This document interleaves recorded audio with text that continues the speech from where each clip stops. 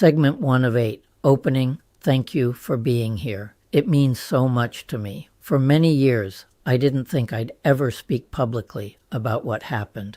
It wasn't just fear that no one would believe me. It was the terror that anyone, even one person, might not. I had already seen how quickly the truth about who I was could be rewritten, how easily my character could be erased.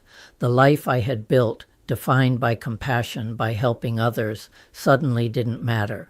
That's what made it so surreal. It felt like my voice, my identity, my entire story had been stolen and replaced by someone else's invention. I'm not a celebrity. I've spent years learning, taking online courses on writing and self-expression, and I hired an editor because I believed this story deserved to be told well. I have paperback copies here for $15. You can also read it free on Kindle Unlimited or listen to the podcast version. More than anything, I hope this story helps break the silence where toxic shame lives.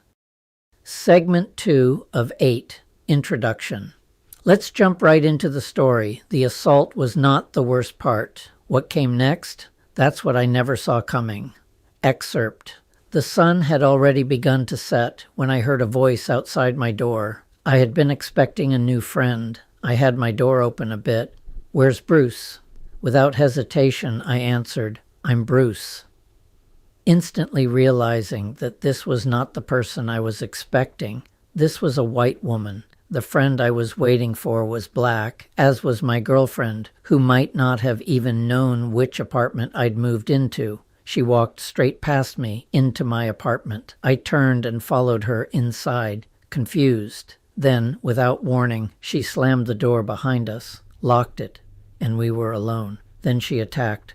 Blood poured from my face. My shirt, shorts, socks, and even my sneakers were soaked. My hand, covered in blood, left a smeared thumbprint on the door frame as I steadied myself, pulling her out, locking the door. I called 911. The police were on their way. When they offered to call paramedics to stop the bleeding, I asked, "Shouldn't you take photographs first?" The police came. They questioned me about how I had been victimized. They questioned the witnesses. Then they left.